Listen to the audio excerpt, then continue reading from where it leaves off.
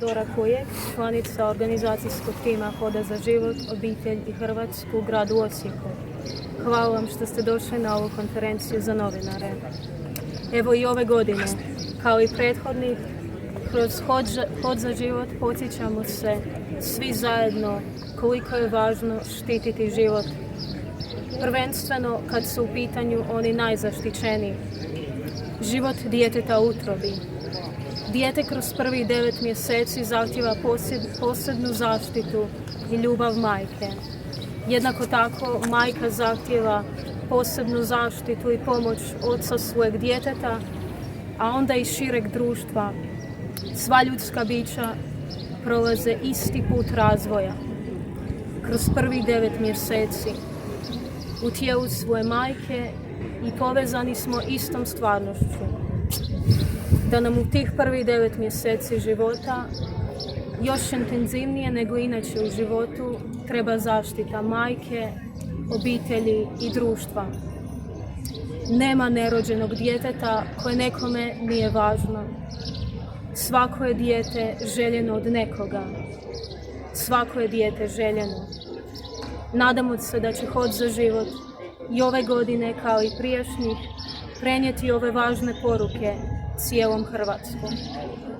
Ove godine Hod za život u Osijeku održat će se u subotu 11. svibnja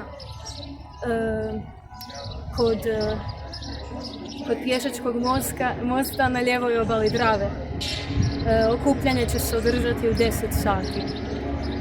Na ovoj presici također su s nama glavna koordinatorica Hoda za život obitelji Hrvatsku za grad Osijek, to je Lidija Blagojević, i jedan od koordinatora Hoda za život u Osijeku, Luka Blagojević. Prvo ćemo davati izjave, a onda ćete moći postaviti pitanje. Evo, lijep pozdrav, moje ime je Luka Blagojević i član sam organizacijskog odbora Hoda za život obitelji Hrvatsku u Osijeku. Drago mi je i čast mi što vam mogu najaviti ovogodišnji hod koji će biti 5. po redu u gradu Osijeku, jubilarni. Mi smo svi u ovoj inicijativi okupljeni oko znanstvene činjenice da život počinje začećem i to je ono što nas okuplja. Građani u cijeloj Hrvatskoj ove godine u čak 15 gradova, od Varaždina na sjeveru do Opuzena na jugu, hodaju ujedinjeni u zajednički cilj da zaštitimo svaki ljudski život od začeća do prirodne smrti. Mi također hodamo i za zaštitu majki i njihove nerođene djece, majki kojima u teškim životnim trenucima nemaju podršku okoline i nemaju podršku društva. Porazna je činjenica da čak 75% žena koje su imale pobačaj kažu da su to učinile iz ekonomske nestabilnosti ili pritiska okoline. Mi tražimo da se tim majkama u takvim teškim životnim trenucima pomogne financijski i da rješenje koje u tom teškom trenutku imaju ne bude pobačaj, jer pobačaj nikad nije rješenje. Ono nije rješenje ni za majku, ni za to dijete, a ni za oca. Mi okupljeni u ovoj inicijativi vodimo se znanstvenim činjenicama, a to je da život počinje začećem. I želimo ovom prilikom dati jasan zahtjev za zakonskom zaštitom života. Jer ako nećemo štititi život, ako nemamo pravo na život, koje onda pravo imamo? Onda nemamo niti jedno pravo. Ovim putem također poručujemo našim političarima na lokalnoj, ali i na nacionalnoj razini da se ohrabre i da stanu u zaštitu života od njegovog začeća do prirodne smrti. Jer svaki život je važan, svaki život je nekome bitan. Hvala. Dobar dan, ja sam Lidija Blagojević, koordinatorica sam Hoda za život u Osijeku. Hvala vam što ste došli. Ja vam želim predstaviti geslo ovogodišnjeg hoda. Geslo hoda je glas rođenih za život nerođenih. Veseli me 5. Hod za život u Osijeku i ovo je Hod za život obitelji Hrvatsku. Je snažan pokret koji okuplja sve više ljudi i sve više gradova u Republici Hrvatskoj.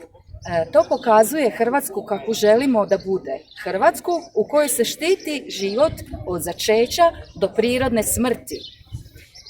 U Hrvatskoj ima jako puno majki, većina ih se odlučuje roditi dijete i skrbiti se za svoju djecu. Sva ona ljubav, pažnja, novac, zdravlje koje ulažemo u podizanje svoje djece i obitelji nije samo za naše ispunjenje i za našu životnu radost i smisao, nego je vrijednost, objektivna vrijednost hrvatskog društva. Najveća vrijednost svakog društva, pa tako i našeg, je čovjek. Žalosti činjenica da u Hrvatskoj žene koje su na poziciji moći omalovažavaju druge žene koje su kao svoj životni poziv odabrale skrbiti se za svoju obitelj i za svoju djecu. Također, ovim hodom pružamo svoju ljubav, svoju potporu majkama koje imaju dijagnozu bolesnog djeteta, koje nose bolesno dijete i koje žive kao i cijelo obitelji sa teškim bremenom bolesti svoga djeteta. Ovim hodom njima izražavamo svoju ljubav i svoju pažnju. Želimo da Hrvatska bude zemlja u kojoj se ne prekida namjerno ljudski život. Želimo da Hrvatska bude zemlja koja štiti život od začeća do prirodne smrti. Hvala vam lijepo. Dok još razmišljamo o rečenom, važno je napomenuti da nikada ne pomažemo majci tako što ćemo joj pomoći da prekine život svojeg djeteta.